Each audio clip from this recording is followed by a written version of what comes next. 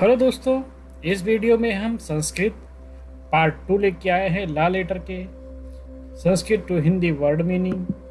पहला वर्ड है लिप्यते। लिप्यते मीन्स प्रभावित है।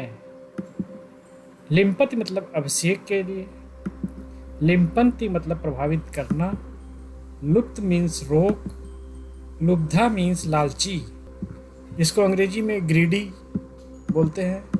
लुब्धक मीन्स हंटर। हंटर को हिंदी में कोड़ा बोलते हैं दोस्तों। लुभयति मतलब लालच के लिए। लेख मतलब लेखन, राइटिंग। लेखनी मतलब पेंसिल या कलम।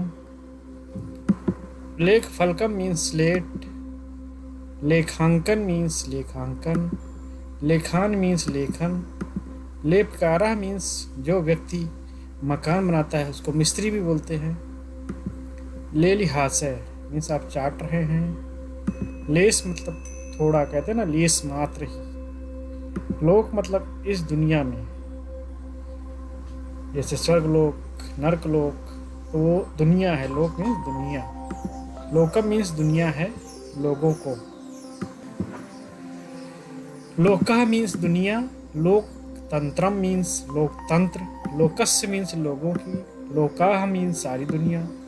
लोकात मीन्स लोगों से। लोकान मीन्स स्वर्ग में। लोके मीन्स दुनिया में। लोकेश मीन्स ग्रह प्रणालियों। लोचन मीन्स आँख, आई। लोचनम मीन्स आँखें। लोभा मीन्स लालच, लोभ।